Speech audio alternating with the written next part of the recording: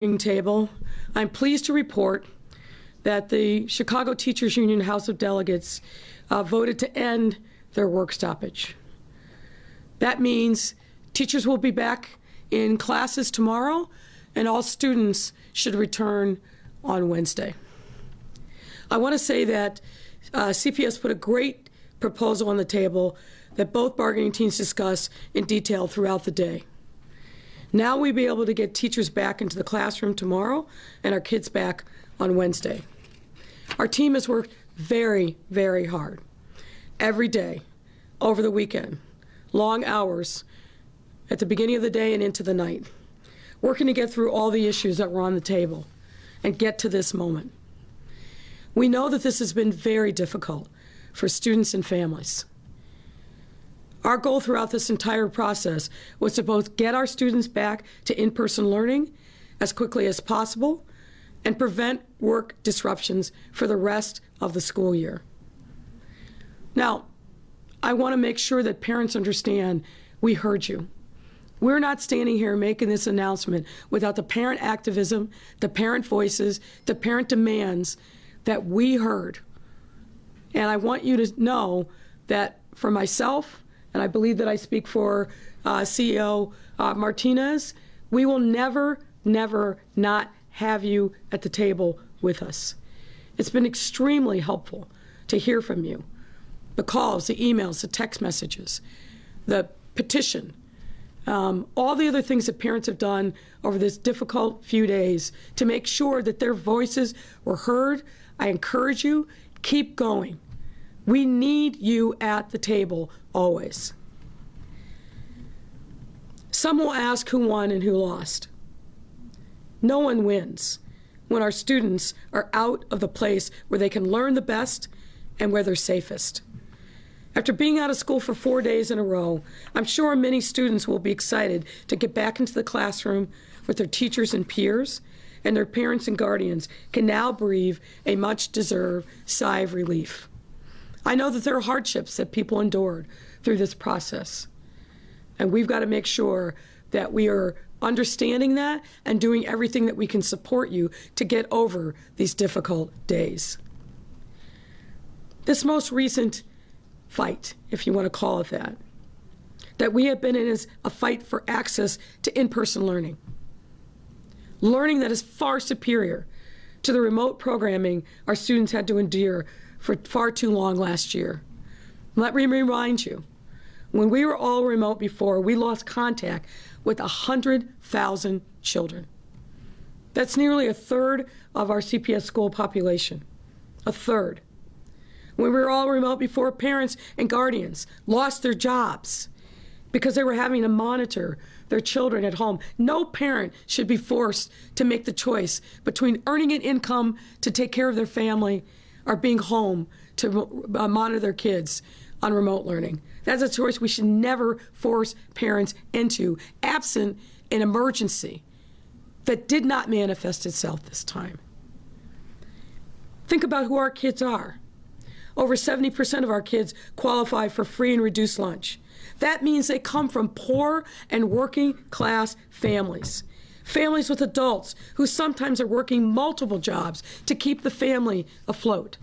Switching completely back to remote learning again without a public health reason to do so would have created and amplified the social, emotional, and economic turmoil that far too many of our families are facing. We can never forget the impact on the lives of our children and their families. They must always be front and center. Every decision has to be made with them at the forefront. There are many people to thank for getting us to this moment. And I want to thank, first and foremost, CPS CEO Pedro Martinez. He and his team have done yeoman's work and been steadfast partners in making sure that we focus on getting our children back to in-person learning. Thanks is also due to CDPH Commissioner Allison Arwady and her team, who would provide the science and the data to make sure that we were making informed decisions that recognize, of course, the surge in Omicron, but didn't abandon the science in the midst of a pandemic and a lot of misinformation that was being spread. So thank you, Dr. Arwady. I'd also like to thank those in our school community, not only for their patience, but for making their voices heard throughout this process. I can't thank the parents enough. Thank you. Thank you for being steadfast. Thank you for being resolute. Thank you for being relentless. And last but absolutely not least, I want to thank the families throughout the CPS ecosystem who have really stood up. I want to thank all the people in the community who help support these families. And I want to thank the teachers. I said this before and I believe it to be true. Teachers are so important to who our young people become. They have such an influence over their development. I know that to be true from my own experience. Teachers in our system love their students. That's why they became teachers in the first place. That's why they stay teachers. That's not what this was about. We love our teachers. We continue to support our teachers and do everything we can because they go above and beyond to support the students and their families, and we can never lose sight of that reality. They're very, very important to the health and well-being of our children. I want to just close by saying this. As long as I am mayor, I will never, ever not be on the side of families and their children. And let me say that in the affirmative. I will always be on the side of our children and their families. I was you when I was a kid growing up in my public school. I needed my school. My school made a difference in my life. I'm not standing here today without the support that I received from so many teachers along the way, so many people who reached out their hand to me. We didn't have much, but I knew, because my parents knew, that education was a great equalizer, and I'm living proof of that. And I want to make sure that we're providing the same kind of opportunities for learning and nurturing and growth for every single student in our system, regardless of their circumstances, regardless of zip code. We owe them that. And I want you to know that I am committed to making sure that we run through walls to make sure that you have access to great quality education in a safe and nurturing environment. With that, I'll now turn it over to CEO Martinez, who can tell you a little bit about things from his perspective. CEO Martinez.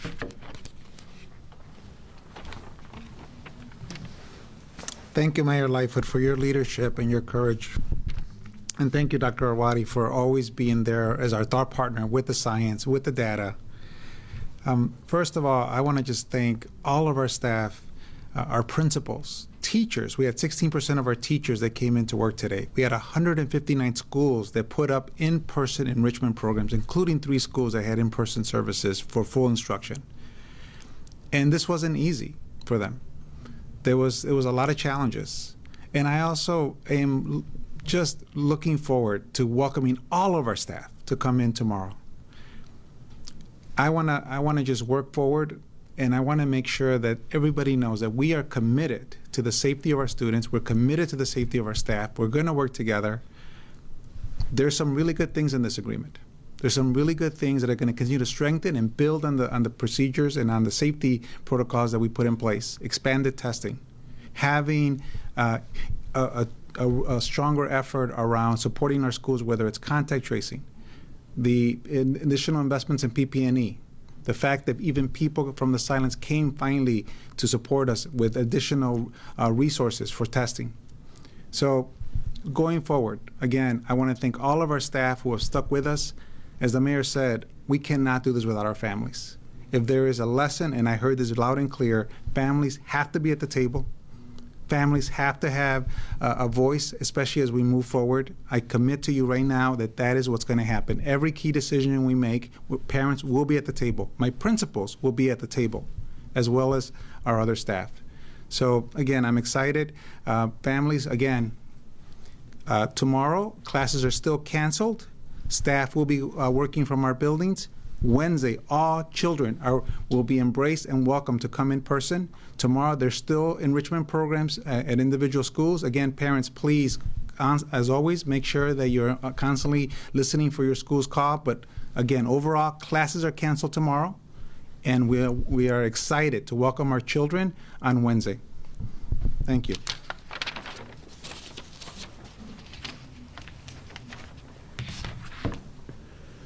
Happy to take your questions. Thanks a lot, Mayor. We'll start off with Dana Kozlov, CBS. Go ahead, Dana. Thank you.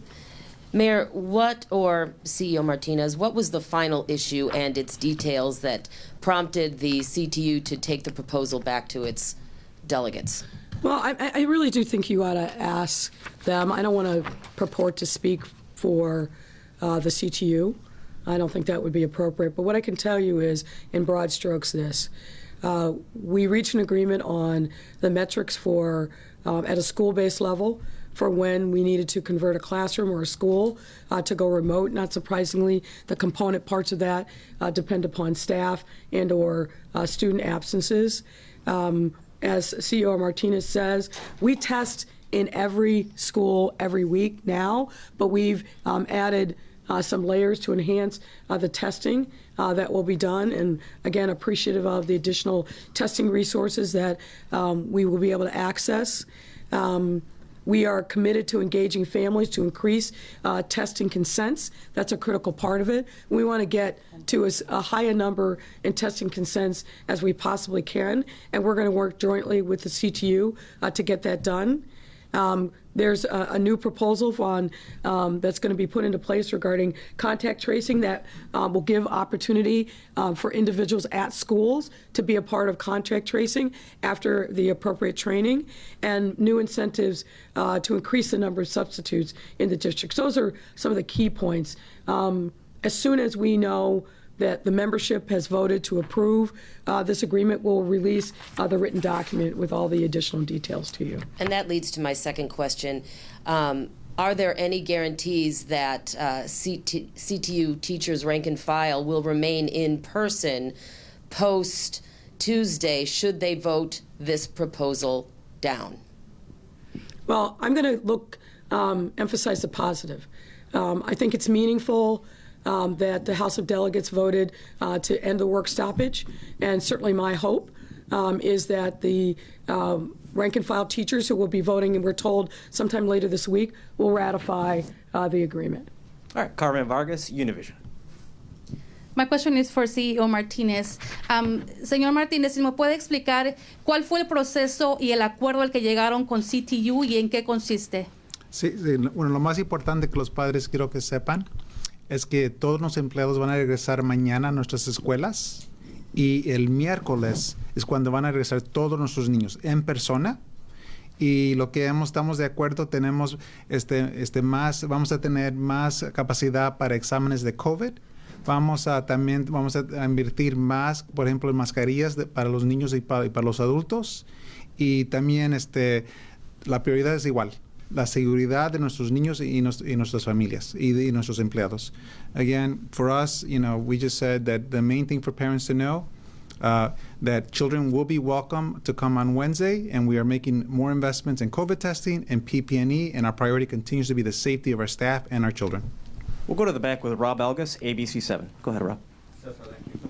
Mayor, this question is for you. Chicagoans were frustrated as this went on. Parents were, obviously, teachers were concerned. And you talked a little bit about your message to parents, but can you speak a little broader on your message to this city? I know you will face re-election. I don't want to talk about that necessarily, but this was a mess. People were banging their heads on the wall saying, again, these two sides can't figure it out. You did, but it took some time and it took some resources, and people are frustrated. I was just hoping you could address the frustration everyone's feeling about this as you come to a solution. No one's more frustrated than I am. No one's more frustrated than I am. We should have stayed at the table and worked this out. That's why I said early on, enough is enough, and drew the line. This was not necessary to happen. And I'm glad that we're hopefully putting this behind us and looking forward. But, there does come a point where enough is enough. 3 work stoppages in 3 years, of course people are frustrated. Why wouldn't they be? But I'm hopeful that this is the end, at least for this school year. So the agreement that we have proposed takes us through the end of summer school, and I'm hopeful that we will have a stable, uneventful rest of the school year. But I absolutely understand the frustration. I'm frustrated. We need to be working together to solve real problems in the school system. We could have worked together to solve this without a work stoppage. I don't control that, because if I had, there wouldn't have been a work stoppage. But it is what it is. We didn't throw up our hands. We worked our tails off. My team, CEO Martinez's team, outside counsel, inside counsel, we worked really, really hard all day long into the evening hours to get to this point. I wish it had been resolved sooner. I wish it had never happened, for sure. But I absolutely understand the frustration. But my job, once something like this happens, is to get to a resolution as quickly as we can and do it in a way that has fidelity to what we were hearing from our parents and our students, and fidelity to the public health science, but also fidelity to our own experience with remote learning and what we know and the harm that it caused way too many kids. We were just starting to really see some recovery from those 100,000 kids that were disengaged. This set us back, but no obstacle is insurmountable. I'm convinced of that. But we've got to stay focused on what's most important, and that's our kids being in person in the safest place for them, even in the middle of a pandemic, because of all the supports that we put in for COVID mitigations, the masking, the social distancing, the partitions, the hand sanitizers, the real emphasis on making sure that we're doing the right things in those classrooms every single day. That's why schools are safer. That's why. And we can't lose sight of that. The data tells us that. The studies tell us that of our own system, of the Archdiocese system, those schools are in the same neighborhoods as our schools are. That is not in dispute, and hopefully we put that issue behind us once and for all. I want to see us get back to what our primary function is, which is to teach our kids and model the kind of example that we want them to follow. The 16% that Pedro talked about, the teachers who went to school, does that number surprise you? Did you think it would be more or fewer? I just thought I'd ask your reaction to that. Look, what I'll say about this is, you can do the research on the history of who follows the union and who doesn't, and what the percentages are. So I think a statement was made by those teachers. I'll leave it at that. And I thank them for making that statement. I thank them for stepping up and doing the right thing for the families that need them most. These are really tough times. We've been through a hell of a lot in almost 2 years of COVID, economic meltdown, civil unrest, increased violence. This has been a really hard, stressful, and traumatic time on all of us, and it falls heavily on our children and vulnerable families. The thing we need to do is unite to support them, because they need us. That's what we need to be focused on. That's a wrap, Mayor. Thank you very much. Thank you, everyone. Thank you, everyone.